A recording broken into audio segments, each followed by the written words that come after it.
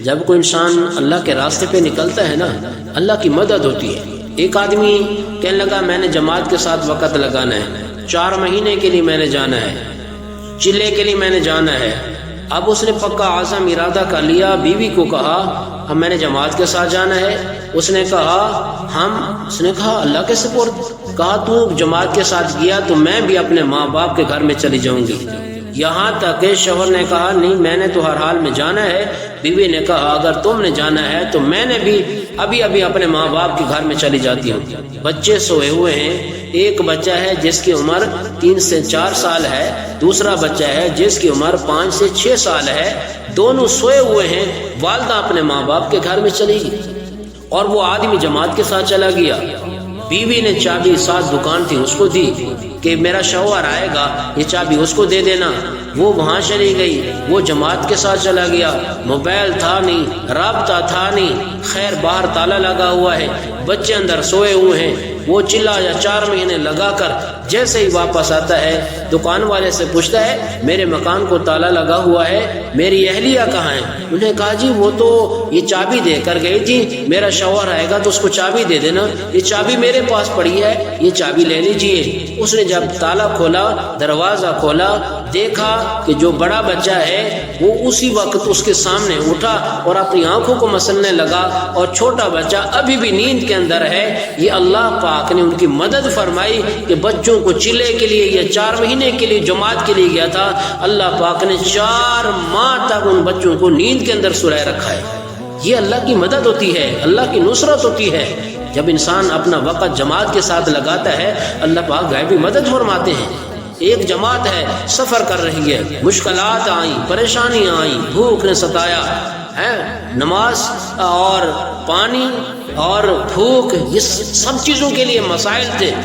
آخر کار کچھ احباب نے کہا امیر صاحب کچھ کھانے کا انتظام کیجئے، ہم سے بہت مشکل سے چلا جا رہا ہے، آگے مزید مسائل مشکلات کا سامنا نہ ہمیں کرنا پڑ جائے۔ امیر صاحب نے 2 نوجوانوں کو کہا کہ آپ ایسا کریں کہ کوئی کوشش کریں، ہم یہیں بیٹھتے ہیں، آپ تھوڑا سا آگے پیچھے جا کر کوئی معلومات کریں۔ وہ سفر کرتے رہے، چند میل کے بعد ایک جگہ پر پہنچے، کیا دیکھتے ہیں خوبصورت ہوٹل سا بنا ہوا ہے، وہاں پر پہنچے، ان سے کھانے کا پوچھا، ریٹ پوچھا، قیمت پوچھی۔ انہوں نے کہا پارسل ہم نہیں دیتے، ہاں جماعت کو یہاں پر لے آؤ۔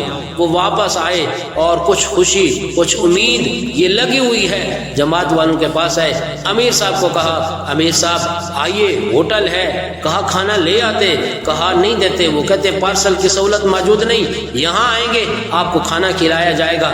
وہاں پر جماعت گئی، بڑی مشکل کے ساتھ گئی، جب وہاں پہنچے اچھا خوبصورت VIP ہوٹل اور خوبصورت کمرے، خوبصورت قالین، خوبصورت دسترخوان، خوبصورت کھانے، ریٹ پوچھا، کہا ابھی آپ کھانا کھائیں، رات کو یہاں آرام کریں، صبح آپ کو ناشتہ کرائیں گے، پھر آپ چلے جانا۔ انہوں نے کہا نہیں آپ قیمت تو بتائیں، ریٹ تو بتائیں، شاید کہ ہمارے لیے مشکل ہو، اتنی اعلیٰ ہوٹل ہے۔ انہوں نے کہا نہیں ہم آپ کو نہیں بتا سکتے، یہاں تک کہ آپ رات کا قیام کریں، صبح آپ کو ناشتہ کروائیں گے، پھر یہاں سے آپ چلے جانا۔ خیر انہوں نے رات کا کھانا کھایا، وہاں پر نماز بھی ادا کی، وہاں پر رات کو سو گئے۔ جب صبح آنکھ کھلی تو دیکھا ہم ریت کے اوپر سوئے ہوئے، ریت کے اوپر سوئے ہوئے ہیں، کوئی ہوٹل نہیں ہے، کچھ بھی نہیں ہے۔ یہ اللہ کی طرف سے ایک مدد تھی، اللہ کی نصرت تھی، غیبی مدد تھی کہ رب تعالیٰ نے ان کے لیے غیبی کھانے کا انتظام کیا تھا۔ تو جب انسان اللہ کے راستے پر نکلتا ہے، وقت لگاتا ہے، اللہ پاک اس کی مدد فرماتے ہیں، فرشتوں کو بھیج کر اس کے گھر کی حفاظت فرماتے ہیں،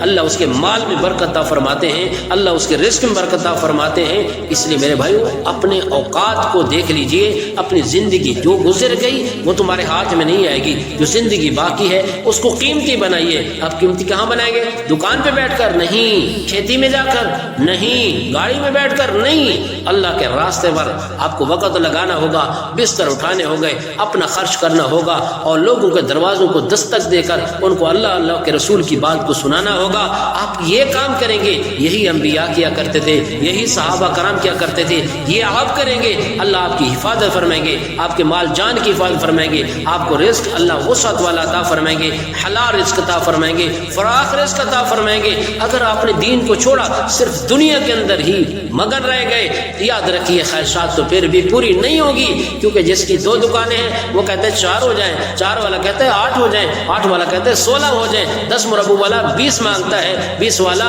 40 مانگتا ہے، اور جو ایک حاکم وقت ہے وہ کہتے ہیں یہ تو چھوٹی سی سلطنت ہے، پوری دنیا کے خواہشات انسان کی پوری نہیں ہوتی۔ اس لیے اگر آپ چاہتے ہیں کہ آپ کی ہر خواہش پورا ہو، آج آپ رب کی چاہت کو پورا کریں، اپنے نبی کے طریقے کو اپنائیے، جنت میں اللہ آپ کی خواہشات کو پورا کریں گے، جو آپ وہاں چاہیں گے وہی ہوگا۔ آج آپ وہ کریں جو رب چاہتا ہے، آج وہ کریں جو اللہ کے نبی چاہتے ہیں۔ مرنے کے بعد جب آپ جنت میں چلے جائیں گے، آپ جو چاہیں گے وہی ہوگا، جو نعمت کھانا چاہیں گے وہی ملے گی، آپ کو محلات ملیں گے، کوٹھیاں، بنگلے اور دودھ شراب، ان کی نہریں ملیں گی، پاکیزہ شراب ملے گی، دودھ ہے، شہد ہے، وافر مقدار میں ملے گا، جو آپ چاہیں گے وہی کچھ ملے گا۔ لیکن آپ کو اللہ کے راستے پر نکلنا پڑے گا، اللہ کے راستے میں جانا پڑے گا۔ اس لیے اللہ کے راستے میں جانا آپ کا کام ہوگا، آپ کی سب چیزوں کی حفاظت کرنا میرے اللہ کا کام ہوگا۔